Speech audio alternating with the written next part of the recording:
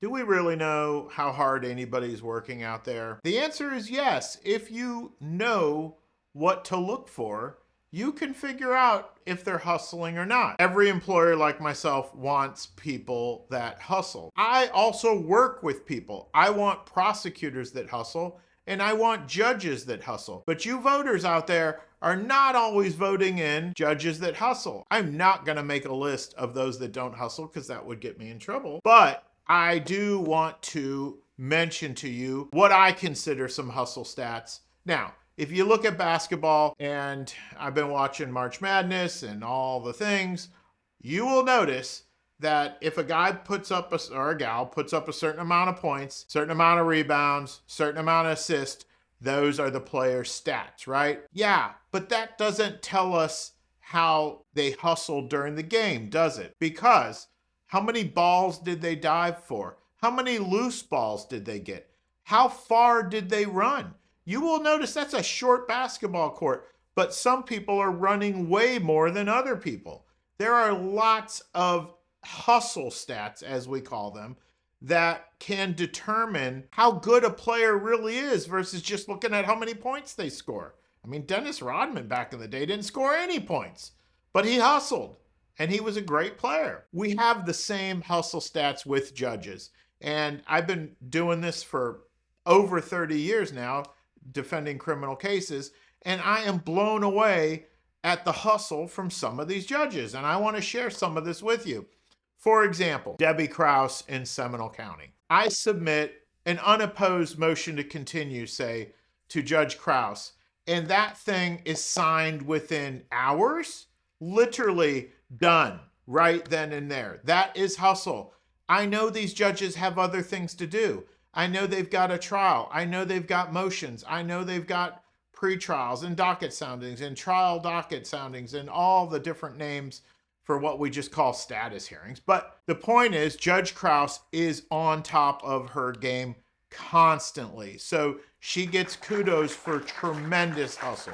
Another judge that hustles a lot is Judge Jennifer Davis, right here in the building behind me. She's in Orange County. I filed a motion for early termination the other day, and it was unopposed motion for early termination probation on a felony. It was unopposed by the state.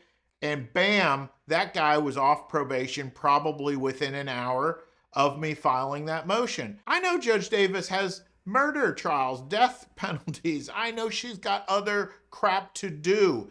And yet, hustling found time to get my client off probation almost immediately. That is hustle. You can't put a price on that. Those two things I just talked about, an unopposed motion to continue, an unopposed motion to terminate probation.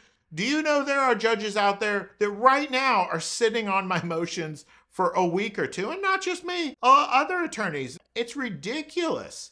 And they're not even on vacation, by the way, and they're not in the middle of a death penalty trial either. My point is, some folks are hustling more than others. And it's not just about signing motions quickly, right? Because it's also about structure and availability, and that can create a wonderful environment for getting things done. If you look at Judge Martha Adams, I know there's a lot of Adams out there, but Judge Martha Adams in Orange County, go to her pretrial, right? That pretrial is like a dream. She does quite a few pretrials, and that makes every pretrial super efficient. That is a nice hustle that this judge has figured out that other judges simply haven't figured out. Back in the day, Mike Murphy used to do like paper pretrials back before it was cool to do that stuff. That was a nice hustle. I'll say this, Judge Lester, oh my gosh, back in Seminole County, I wish he was back on the bench. Judge Lester could get you in and out of that courtroom hours earlier than any other judge I know. It was impressive. I wish we had video of it. We could like teach a seminar to some of these other judges. But I will say also, accessibility is an important hustle, because we lawyers and judges, we can put up these walls where you can't get to us, right? You can't call, can't communicate, can't do anything.